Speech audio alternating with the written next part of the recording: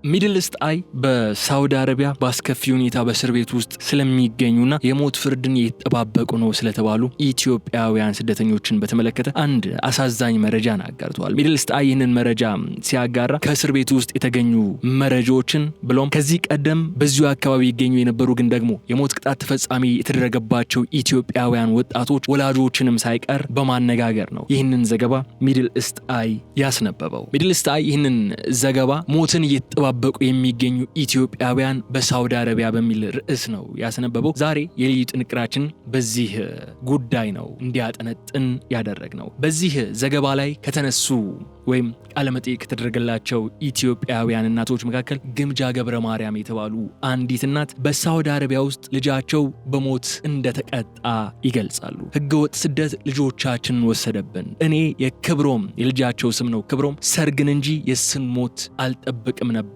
የሱ መገደል ለኛ የማይሽር ክፍት ቁስል ሆኖብናል ሲሉ ነው ለሚድል ኢስት አይ የተናገሩት። በአሁኑ ወቅት በሳውዲ አረቢያ ባለስልጣናት የልጃቸውን አስክሬን ተሰጥቷቸው ስርዓተ ቀብሩን በአግባቡ እንዲፈጽሙ እንደሚጸልዩም ሲናገሩ በሚድል ኢስት አይ ዘገባ ላይ አይናቸው በእንባ ተሞልቶ ስለመሆኑ ይገልጻል። ግን አስክሬኑን ሳያዩ ለቀብር የተገደዱት እኚህ እናት ለእሳቸውና መሰል ሌሎች ወላጆች በሞት የተቀጡ ልጆቻቸውን አስክሬን ማግኘት የራቀ ህልም እንደሆነባቸው ነው የሚነሳው። በሌላ በኩል እንደነዚህ አይነት ሁኔታ ውስጥ የሚገኙ በርካታ ወጣቶች ስለመኖራቸውም ነው እየተነሳ ያለው። ከዚህ ጋር ተያይዞ ታዲያ የተለያዩ ሪፖርቶች እየወጡ ያሉ ሲሆን በተለይ በሂውማን ራይትስ ዎች ከፍተኛ የስደተኞች መብት ተመራማሪ የሆኑት ናዲያ ሃርድማን ሳውዲ አረቢያ መሰረታዊ የፍትህ ሂደትን በከለከሉ ችሎቶች በመነሳት የውጭ ሀገር ስደተኞችን በኃይል ባልታጀበ ወንጀል ለመግደል ያላት ፍላጎት ለሰዎች መብትና ህይወት ያላትን ጥልቅ ንቀት ያሳያል ሲሉም እየተደመጡ ነው ያሉ። የሳውዲ አረቢያ አጋሮች ጊዜው ሳይረፍድ በአስቸኳይ ጣልቃ መግባት አለባቸው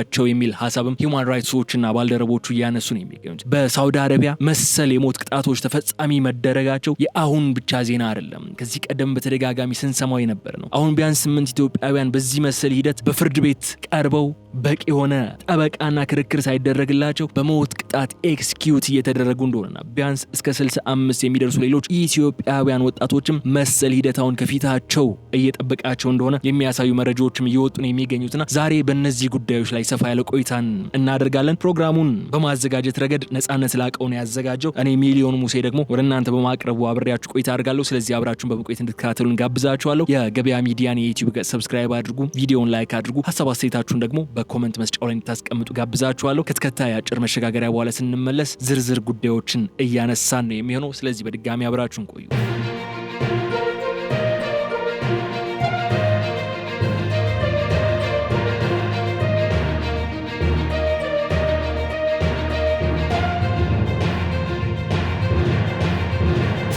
በሳውዲ አረቢያ አሲር ግዛት በሚገኘው የኬሚስ ሙሻይት እስር ቤት ላይ ከ200 በላይ የሚሆኑ ንጹሃን ኢትዮጵያውያን ስደተኞች በማንኛውም ሰዓት ሊፈጸምባቸው የሚችለውን የሞት ፍርድ በመጠባበቅ ላይ የሚገኙ እንደሆነ ይነገራል። ይህ ሁኔታ በዓለም አቀፉ ማህበረሰብ ዘንድ አስቸኳይ ጣልቃ ገብነትን የሚሻ ታላቅ ሰብአዊ ቀውስ ሆኖም ተመዝግቧል። በአሁኑ ወቅት በአንድ እስር ቤት ክፍል ውስጥ ብቻ ከ63 በላይ የሚሆኑ ኢትዮጵያውያን ለልፈት የሚያበቃቸውንና ይቅርታ የሌለውን ውሳኔ የተጠባበቁ ሲሆን እያንዳንዱ የጠባቂዎች የበር ማንኳኳት ድምጽ ደግሞ የስቅላት ወይም የሞት ዝርዝር ውስጥ ስማቸው መካተቱን የሚያበስር መስሎ በመታየቱ ምክንያት እስረኞቹ በከፍተኛ የስነ ልቦና ስቃይ ውስጥ እንዳሉ ይገለጻል። ይህ ታላቅ ስጋት የዓለም አቀፍ የሰብአዊ መብት ተሟጋች ድርጅቶችን ትኩረት የሳበም ቢሆን በሳውዲ ባለስልጣናት በኩል እየተወሰደ ያለው እርምጃ ግን ያለምንም መዘግየት እየቀጠለ መሆኑ የሚያሳዩ መረጃዎች እየወጡ ነው ያሉት። ይህ በኬሚስ ሙሻይት እስር ቤት ውስጥ የተፈጠረው አስከፊ ሁኔታ በዋነኛነት የተጋለጠው ደግሞ በድብቅ ወደ እስር ቤቱ በገቡ የመገናኛ ዘዴዎች አማካይነት ከእስረኞቹ በቀጥታ በተገኙ መረጃዎች አማካይነት ነው ተብሏል። እስረኞቹ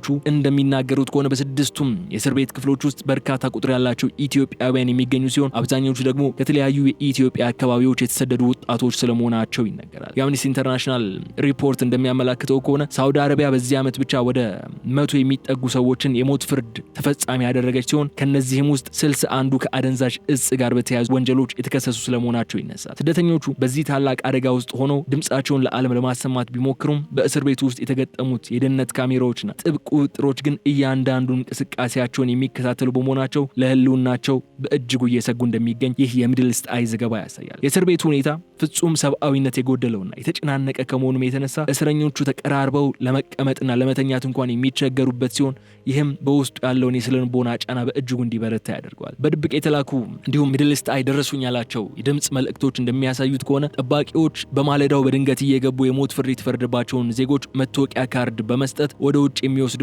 አሰራር በየቀኑ የሚጠበቅ አስፈሪ ትዕይንት ሆኗል ይላሉ። የሰብአዊ መብት ተሟጋቾች ይህንን የጅምላ እስራትና ፍርደ ገምድልነት በይፋ ቢኮንኑም የዓለም አቀፉ ማህበረሰብ ስልታዊ ዝምታና የኢኮኖሚ ጥቅሞች ግንባር ቀደም መሆናቸው ለሳውዲ መንግስት ተጨማሪ ጥንካሬ እንደሰጡ ይታመናል። እያንዳንዱ እስረኛ በሚቀጥለው ደቂቃ የራሱ ህይወት እንደሚያበቃ እያሰበ በጨለማ ክፍል ውስጥ ደቂቃዎችን የሚቆጥርበት የአስከፊ ህይወት ለኢትዮጵያ ዲፕሎማሲ ትልቅ ፈተናና በስደት ታሪክ ውስጥም ጥቁር ጠባሳ ሆኖ የሚመዘገብ የሰብአዊ መብት ጥሰት መገለጫ ተደርጎም የሚቆጠር ሊሆን እንደሚችል ይነሳል። ባለፉት ጥቂት ወራት ውስጥ በከሚስ ሙሻይት እስር ቤት ውስጥ የተፈጸሙት የሞት ቅጣቶች የሳውዲ መንግስት በስደተኞች ላይ የሚያሳየውን ፍጹም ጭካኔ የተሞላበትን እርምጃና በሴሎች ውስጥ የሚገኘውን የስነልቦና ሽብር ማሳያ ናቸው። በተለይ በሚያዝያ 21 ቀን በአውሮፓውያን አቆጣጠር 2026 ማለዳ ላይ የጥበቃ ሰራተኞች በድንገት ወደ እስር ቤቱ በመግባት የሶስት ወጣቶችን ስም ጠርተው ከወሰዷቸው በኋላ ከ2 ሰዓት በኋላ ማለት ነው ወጣቶቹ የሞት ቅጣት ተፈጻሚ እንደተደረገባቸው መገደላቸውና የቀሩትም ተመሳሳይ ጣፈንታ እንደሚጠብቃቸው በመናገር እስረኞቹ ላይ ታላቅ ድንጋጤ እንደፈጠሩ ተነስቷል። በዚያን ዕለት ህይወታቸው ያለፈው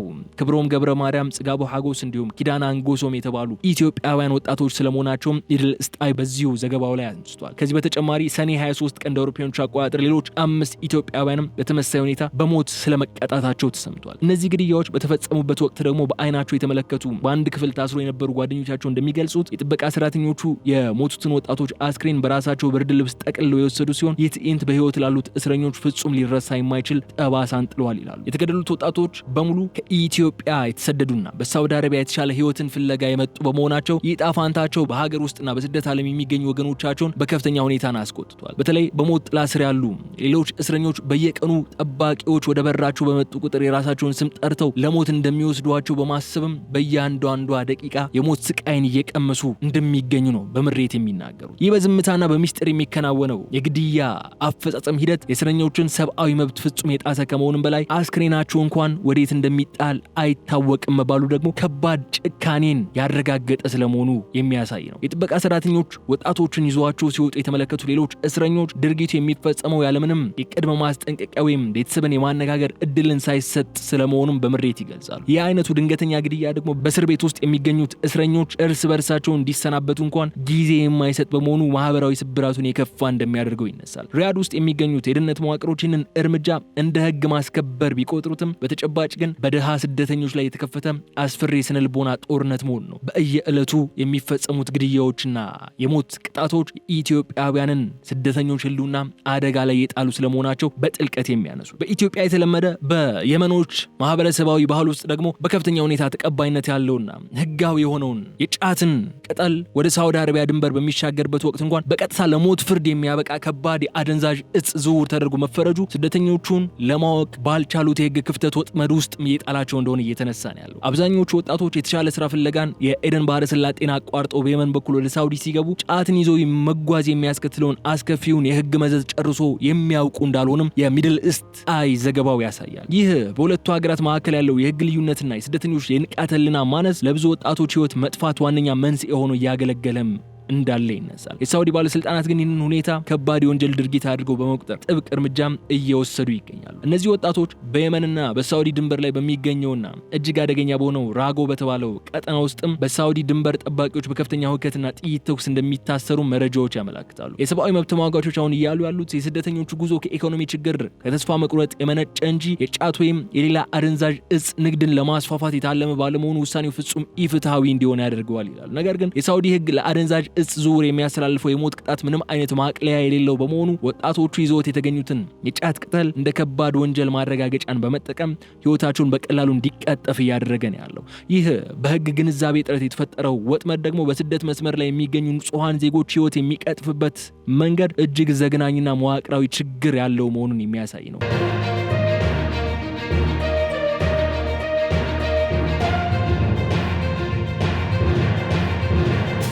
ወጣቶቹ በሀገራቸው ባህል እንደ ተራ አነቃቂ የሚመለከቱትን ቅጠል በሳውዲ ግዛት ውስጥ ካሉ ከባድ ኬሚካሎችና አደገኛ እጾች ጋር እኩል ተመድቦ የሞት ፍርድን እንዲበየንባቸው የሚያደርግ በመሆኑ በማህበረሰቦቹ መካከል ያለው የህግ መረጃ ልውውጥ ልዩነትና መቋረጥን ትልቅ ማሳያ ተደርጎ ይወሰዳል። ድንበር አቋራጭ ህገወጥ ደላሎችም ይህንን አደገኛ እውነታ ለስደተኞቹ አስቀድመው ባለመንገራቸው ወጣቶቹ ሳያውቁት የሞት መፈረሚያ ሰነዳቸውን በእጃቸው ይዘው እንዲጓዙ ያደረጋቸው ስለመሆኑ ነው። ይህ አሰራር ሆን ተብሎ የተዘረጋ ስደተኞችን ማጥመጃ መረብ ነው የሚመስለው የሚሉ ሐሳቦች እንዲነሱ ያደረጋል። በሳውዲ አረቢያ ፍርድ ቤቶች ውስጥ በኢትዮጵያውያን ስደተኞች ላይ የሚካሄደው የዳኝነት ሂደት ደግሞ መሰረታዊ የፍትህ መርሆች የጣሰና በግዳጅ እንዲሁም ያለ አስተርጓሚ በሚገኝ የእምነት ቃል ላይ የተመሰረተ መዋቅራዊ በደል ነው የሚሉ ጉዳዮችም ይነሳሉ። በቁጥጥር ስር የዋሉ ስደተኞች በአረብኛ ቋንቋ የተጻፉና ይዘታቸውን ፈጽሞ ሊረዷቸው የማይችሉትን የሰነድ ወረቀቶች በድብደባና በማስፈራራት እንዲፈርሙ እንደሚገደዱም ይህ የሚድል ኢስት አይ መረጃ ያረጋግጣል። ይህ ግዳጅ ፌርማ በፍርድ ቤት ሂደት ውስጥ ጥፋተኝነታቸውን ለማረጋገጥ ደግሞ እንደ ዋነኛ ማስረጃ ሆኖ እየቀረበ ይገኛል ይላል። እስረኞቹ በ3 ዓመታት ውስጥ ፍርድ ቤት የቀረቡት ለጥቂት ደቂቃዎች ብቻ ቢሆንም ምንም አይነት የህግ ባለሙያ ድጋፍ ወይም የቋንቋ አስተርጓሚ እንኳን ሳይመደብላቸው በደፈናው የሞት ፍርድ እየተበየነባቸው እንደሆነም የሚያሳዩ መረጃዎችን አግኝቻለሁ ብለዋል ሚድል ኢስት አይ። የአሰራር ጉድለት የሳውዲ ፍትህ ስርዓት ለውጭ ሀገር ዜጎች በተለይም ለጥቁር አፍሪካውያን ስደተኞች ያለውን አድሏዊ አመለካከት በግልጽ የሚያሳይ መሆኑን የሰብአዊ መብት ተሟጋቾች እየተናገሩ ነው ያሉት። እስረኞቹ የራሳቸውን ንጽህና ለመከላከልም ሆነ የተጫነባቸውን የሐሰት የእጽ ዝውውር ክስ ለማስረዳት ምንም አይነት ህጋዊ መድረክን እያገኙ አይደለም፣ በአግባቡ እንኳን ጠበቃ እየቆመላቸው አይደለም የሚሉ ጉዳዮች እየተነሱ ነው ያሉት። ብዙዎቹ ስደተኞች ድብደባውን መቋቋም አቅታቸው ወይም ህጋዊ እገዛ ካልፈለጉ ከእስር እንደሚለቀቁ በሐሰት ተስፋ ተሰጥቷቸው ወንጀሉን እንዲያምኑ እንደሚደረግም ይገለጻል። ይህ ደግሞ በሳውዲ አረቢያ ውስጥ የሚካሄደው የሞት ፍርድ ሂደት ምን ያህል ግልጽነት የጎደለውና ዓለም አቀፍ ድንጋጌዎችን የጣሰ መሆኑን የሚያረጋግጥ ነው የሚል መረጃን ሚድል ኢስት አይ አጋርቷል። የተዛባ የዳኝነት መዋቅር ስደተኞቹ በማረሚያ ቤቶች ውስጥ የሚደርስባቸውን አካላዊ ማሰቃየት በህጋዊ መንገድ ሽፋን ለመስጠት የሚደረግ ስልታዊ አካሄድ መሆኑንም የሚያሳይ ነው። የሳውዲ አረቢያ ባለስልጣናት እስረኞቹ የራሳቸውን መከላከያ እንዳያቀርቡ የሚያደርጉበት ጥብቅ ቁጥጥር በሂደት ላይ ያሉ የህግ ግድፈቶችን ከዓለም አቀፍ ታዛቢዎች ለመደበቅ ካላቸው ፍላጎት የሚመነጭ ስለመሆኑም ይገለጻል። ለበርካታ አስርት ዓመታት የታሰሩና የፍርድ ሂደታቸው የተጓተተ ዜጎች እንኳን በመጨረሻው ያለምንም የይግባኝ መብት በቀጥታ ወደ ግድያ ወይም የሞት ፍርዳቸውን ተፈጻሚ ለማድረግ የሚወሰዱ መሆኑ በሳውዲ አረቢያ የወንጀል ህግ አተግባበር ውስጥ የስደተኞች ሰብአዊ መብትና ክብር ምንም አይነት ቦታ እንዳልተሰጠው የሚያሳይ ትልቅ መዋቅራዊ ማረጋገጫ ተደርጎም እየተቀመጠ ይገኛል። ከኢትዮጵያ ወደ ሳውዲ አረቢያ የሚጎርፈው ከፍተኛ የስደተኞች ፍሰት ከቅርብ ጊዜያት ወዲህ ከአጠቃላይ የኢኮኖሚ ችግሮች፣ የስራ አጥነት መስፋፋት እንዲሁም በተለያዩ አካባቢዎች ካሉ አለመረጋጋቶች ጋርም በቀጥታ እንደሚያያዝ መረጃዎች አሉ። እነዚህ በሳውዲ አረቢያ ተፈጻሚ እየተደረጉ ያሉ የሞት ቅጣቶች በኢትዮጵያ ገጠራማ መንደሮች ውስጥ የሚኖሩ ድሃ አርሶ አደሮች ቤተሰቦች ፍጹም ጥልቅ ሀዘንና የስነ ልቦና ስብራት ውስጥ እንዲገቡም እየዳረጉ ነው ያሉት። አስክሬን እንኳን አግኝቶ በአግባቡ የመቅበር እድልን ማጣት ደግሞ ቁስላቸው ይበልጥ እንዲመረቅዝ እያደረገው ነው ያለው። ለምሳሌ ያህል በተመሳይ የስደት መስመር 2 ልጆቻቸውን ያጡት በሚድል ኢስት አይ ቃለ መጠይቅ ተደረገላቸው አቶ ገብረ ማርያምና ወይዘሮ ግምጃን የመሳሰሉ ወላጆች ልጆቻቸውን በሰላም ተመልሰውላቸው ህይወታቸውን አሻሽለው ቀይረው ድል ባለ ሰርግ አግብተው ወልደውላቸው በአይናቸው ለማየት ሲጠባበቁ የሞታቸውን ዜና እየደረሰባቸው ስለመሆኑ ከፍተኛ የስነ ልቦና ጫናና ለተለያዩ በሽታዎችንም የዳረጋቸው እንደሚገኝ ዘገባው ላይ ተካቷል። በዚህ ዘገባ ላይ ሌላኛው ከክብሮም ባሻገር ስለመገደሉ ዜናው የተሰማው ወጣት ጽጋቡ ሐጎስ የሚባል ወጣት ነው። ይህም በተመሳይ ብቸኛው ወንድ ልጃቸው በሞት ያጡት ወላጆቹ በከፍተኛ ሰቆቃ ውስጥ ነው የሚገኙት ይላል ዘገባው። እነዚህ ወላጆች በየቀኑ የስደት መስመሩ ልጆቻቸውን እየበላባቸው መሆኑን እያዩ አሁን ደግሞ የሞቱትን ልጆቻቸው አስክሬን ወደ ሀገር ቤት እንዲመለስላቸውና ሃይማኖታዊ ስነ ስርዓታቸውን ተከትለው ፈጽመው ለመቅበር እንኳን የሳውዲ ባለስልጣናትን መለመን ይገባቸዋል። ነገር ግን የሳውዲ መንግስት አስክሬኖችን የመመለስ ዝንባሌ ባለማሳየቱ ነው ወላጆች ያለ መቃብር እንዲያለቅሱና ሀዘናቸው መቋጫ እንዳያገኝም ነው እየተፈረደባቸው የሚገኙ። ወጣቶቹ ከመሰደዳቸው በፊት ለቤተሰቦቻቸው የተሻለ ህይወት ለመፍጠርና እህቶቻቸውን ለመርዳት ቃል ገብተው ወደዚህ ጉዞ እንኳን ያመሩ ቢሆንም መጨረሻቸው ግን ሞት ቅጣት እንዲፈረድባቸው መሆኑ ደግሞ ሌላ የሐዘን ምንጭ እየሆነ ነው ያለው። ይህ ሁኔታ የወላጆችን ሰቆቃ የሳውዲ የሞት ፍርድ ማዕበል ድንበር ተሻግሮ በኢትዮጵያ የገጠር ማህበረሰብ ማህበራዊ ህይወት መዋቅር እንዴት እያናጋ እንደሆነ በግልጽ የሚያሳይ ነው። ልጆቻቸውን ለላኩ ወላጆች የሚደርሰው እያንዳንዱ የስልክ ጥሪ የምስራች ሳይሆን የጭንቀት ወይም የሞት ውሳኔ ማብሰሪያ ሊሆን ይችላል የሚለው ስጋት ደግሞ በቤተሰቦች ውስጥ የዘላቂ ጭንቀት ድባብን የፈጠረው ነው። የሞቱ ልጆች ፎቶግራፊ እያዩ በባዶ መሬት ማልቀስና ለመጨረሻ ጊዜ የተናገሩትን የድምጽ መልእክት ደጋግሞ ደጋግሞ ማድመጥ የወላጆችን የመኖር ፍላጎት ፍጹም እያጠፋ የሞቱ ወጣቶች አስክሬን ተከትሎ እዚያው በባዕድ ሀገር የሚቀበርበት ኢሰብአዊ አካሄድም የኢትዮጵያውያን ወላጆች ክብርና ሃይማኖታዊ እሴትን በእጅጉ የሚጎዳ ትልቅ የስነልቦና በደል ነው የሆነብን የሚሉ ድምጾች እያሰሙ ነው ያሉት። በሳውዲ እስር ቤቶች ውስጥ የሚፈጸሙ ዘግናኝ የሞት ፍርዶች እየታወቁም ቢሆን የስደት መስመሩ ግን አሁንም በከፍተኛ ሁኔታ ክፍት ሆኖ መቀጠሉ በኢትዮጵያ ወጣቶች ዘንድ ያለው ስደት ላይ ሄጄ ያልፍልኛል የሚለው ተስፋ የሚያሳይ ማህበራዊ ክስተት ነው።